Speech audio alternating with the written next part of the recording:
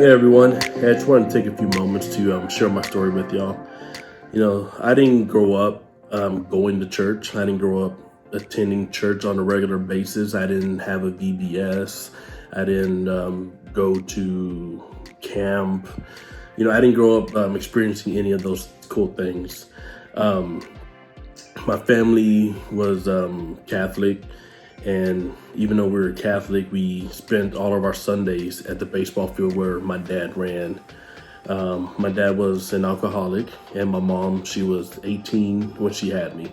So she was real young and real confused. My dad was older, he was in his 40s. And so, in a sense, my dad could have been essentially the age of the grandfather. But nonetheless, that's the family that I had growing up. I had, two younger siblings. But like I said, we didn't grow up going to church. We had some books that my parents had, around the house, kind of had some stories. I don't remember ever seeing Bible story, reading the Bible. My parents didn't sit us around reading the Bible.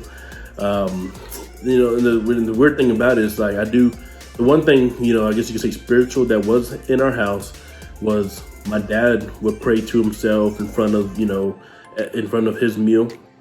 He would do the cross. But that's pretty much the gist of my Christian upbringing. It wasn't until high school when I started going to church, and a friend invited me, and the only way I could be around my friend was if I had to go to church. And this one day we got out of church, and she handed me a piece of paper, and basically she said, "Read this when you get home." And I was like, okay, whatever, didn't think nothing of it. And so when I opened it up, the instruction on the top was like, "This is how you get saved." I was like, oh, okay. And even, with my lack of Christian upbringing, it didn't sound right, but, I read it and I'm like, all right, cool, I'm saved. But I didn't feel anything. And so it felt weird, but, she's the one that goes to church, so she knows.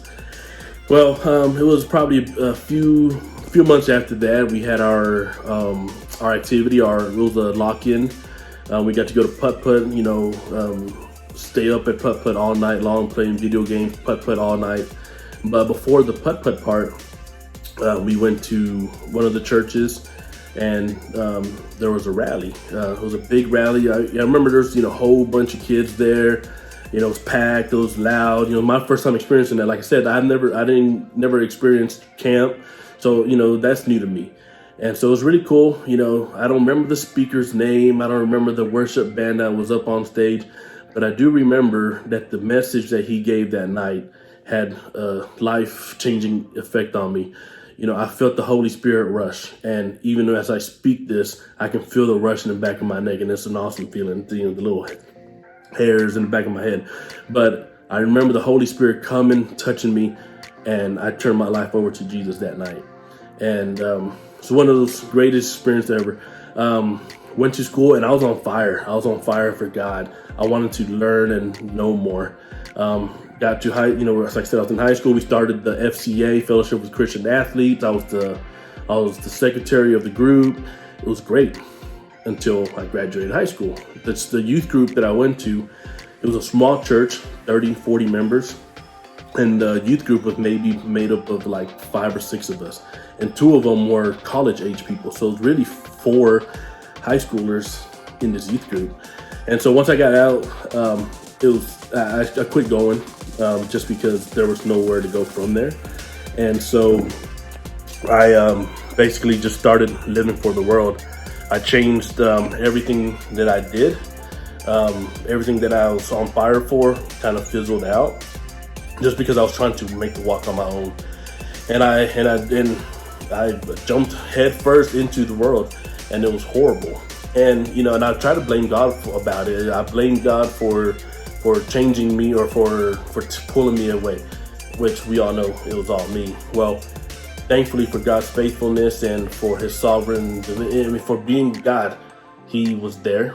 I turned around and I made a promise to him one night. I was like, look, please take me back, save me, just take me back, pull me back in, and I promised that I would do everything different now.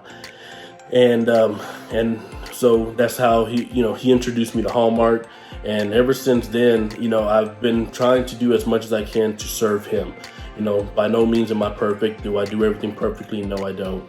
But I do know that with God, I can do whatever it is that he wants me to do. All I had to do was turn my life over to him and then trust that God will take care of me.